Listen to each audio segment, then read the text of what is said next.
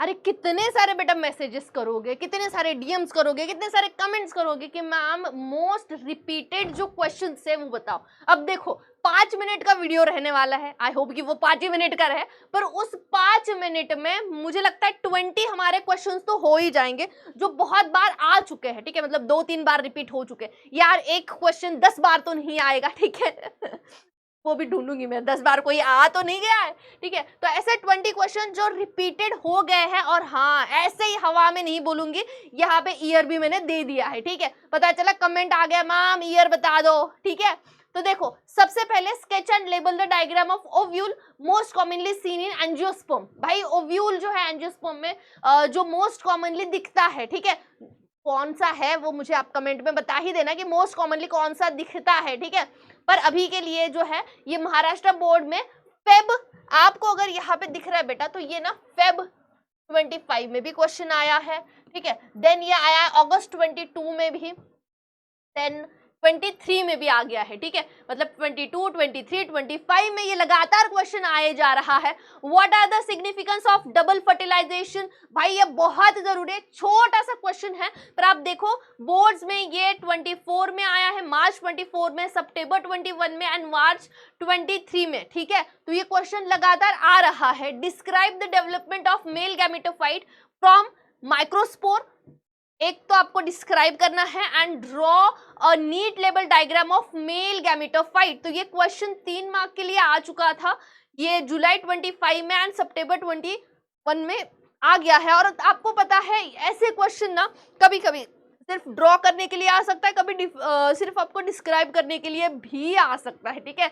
Then identify A, B and C from the given diagram of Graafian follicle and mention their significance। अब आपको पता है ये 2 से 3 बार ही आ चुका है कि ग्राफियन फॉलिकल के डायग्राम दिए हैं, या तो आपको वो ड्रॉ करने के लिए दिए है, या फिर आपको A, B, C दिया है वो पहचानने के लिए दिए हैं। और एक साल में तो ऐसा आया था कि डायग्राम दिए है और वहां पे ड्रॉ करके आपको एंट्रम दिखाना था, ठीक है।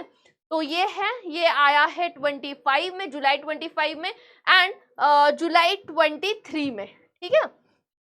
देन नेक्स्ट क्वेश्चन है describe histological structure of testis with well labelled diagram. Testis की डायग्राम जो है वो निकालनी थी, हिस्टोलॉजिकल स्ट्रक्चर, ठीक है। तो ये जुलाई 24 में आया था एंड मार्च 24 में आया था, ठीक है। मतलब एक ही साल में भाई आ गया था 2 बार। Describe in brief the structural and hormonal changes during ovarian cycle, ठीक है, मतलब जो मेंस्ट्रुअल साइकिल है उसमें क्या क्या चेंजेस दिखाई देते हैं, हार्मोनल चेंजेस वो पूछा था। या फिर और ऐसा भी क्वेश्चन आ सकता है describe hormonal control in various phases of menstrual, मतलब दोनों सेम ही है भाई, ठीक है, मतलब ऐसे खाओ या ऐसे खाओ दोनों सेम ही है। तो यहाँ पे जो है तो ऐसा क्वेश्चन आया था, ये जुलाई 23 में एंड मार्च 22 में क्वेश्चन आया था। Identify chromosomal disorder cause due to non disjunction of 21st chromosome and indicates characteristic. भाई यहाँ पे आपको डाउन सिंड्रोम कहीं पे नहीं दिया है, पर ये क्वेश्चन उसी का है। ये क्वेश्चन 2 बार आया है, जुलाई 24 में एंड मार्च 22 में। देन डिफाइन जीन फ्लो, भाई 2 बार आ चुका है ये बेटा, मार्च 24, सितंबर 21। Next right note on combined water, 1 mark के लिए आया था पर 2 बारी आ चुका है, मार्च 22 एंड सितंबर 21 में।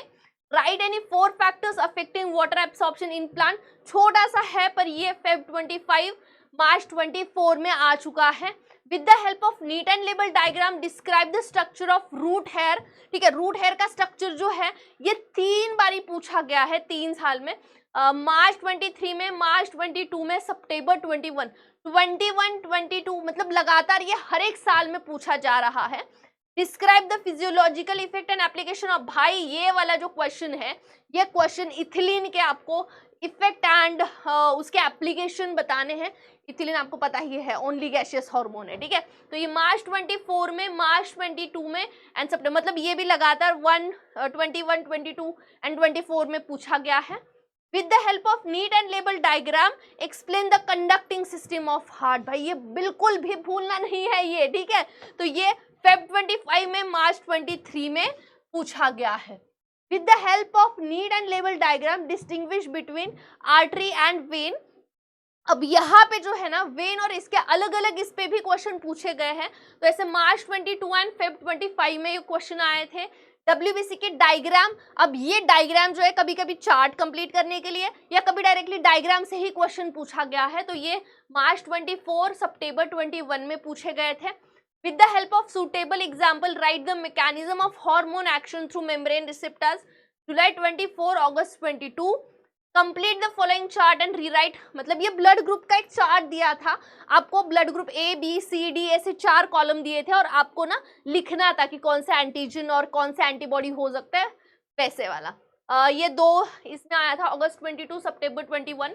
Give the causative agent and mode of transmission and symptoms of typhoid, typhoid के बारे में पूछा गया था, ये जुलाई 24 एंड मार्च 22 में क्वेश्चन आया था। Explain the various steps of biogas production, ये अगस्त 22 सितंबर 21 में आया था। Enlist any 4 uses of gene therapy के कोई भी 4, मतलब 2 मार्क के लिए आया था ये, जुलाई 25 मार्च 24, मतलब 23 24 25 में लगातार हर साल आ रहा है। व्हाट इज द पॉलीमरेज, मतलब PCR के बारे में पूछा गया है और उसके तीनों स्टेप लिखने के लिए पूछा गया है, मार्च 24 मार्च 23 and September 21। What is decomposition, note मतलब शॉर्ट जो डेफिनेशन है वो लिखने के लिए आया था, जुलाई 25 Feb 25। Write down various sequential stages of हाइड्राज succession in plant after phytoplankton stage, ये अगस्त 22 एंड मार्च 22 में आया था। Describe any 3 causes for loss of biodiversity, ये 2 जुलाई 23 एंड जुलाई 24 में ये क्वेश्चन आ चुका था। तो बेटा मुझे लगता है 20 से 1 2 3 क्वेश्चन मैंने 2-4 ज्यादा ही डाल दिए है ताकि आपकी प्रैक्टिस और तगड़ी हो जाए। और आपको तो पता ही है PYQs कितने मतलब रिपीट होते हैं, ठीक है, और इससे अभी अंदाजा आ ही गया होगा। तो मुझे लगता है कि अभी जो है आपको पढ़ाई करनी चाहिए, क्योंकि अभी आपको मिल गए हैं 20 क्वेश्चंस जो मोस्ट रिपीटेड हो गए थे। चलो फिर पढ़ाई के लिए लग जाओ। Thank you so much and bye bye.